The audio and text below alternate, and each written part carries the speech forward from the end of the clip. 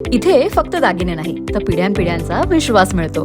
परंपरेची झळाळी आणि विश्वासाची खात्री. कैलास अडगावकर ज्वेलर्स, दत्त मंदिर बस स्टॉप, नाशिक रोड.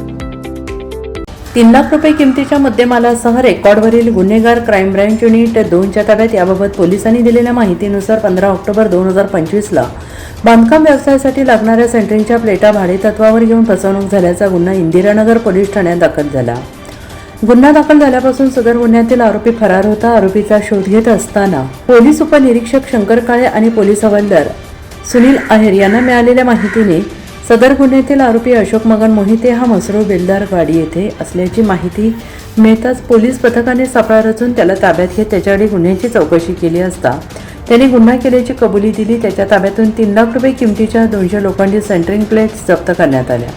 पुढील तपास इंदिरानगर पोलीस ठाण्याचे पोलीस हे करत आहे. सदर कामगिरी पोलीस आयुक्त संदीप कानिक, पोलीस उपायुक्त किरण कुमार चव्हाण, सहाय्यक पोलीस आयुक्त संदीप मिटके यांच्या मार्गदर्शनाखाली क्राईम ब्रँच युनिट 2 सहाय्यक पोलीस निरीक्षक हेमंत तोडकर, पोलीस उपनिरीक्षक संजय सानप शेळके, सहाय्यक पोलीस उपनिरीक्षक शंकर काळे, पोलीस हवालदार सुनील आहेर, वाल्मिक चव्हाण आदींनी ही कारवाई केली आहे. NCN न्यूजसाठी रोहन दैनी, नाशिक.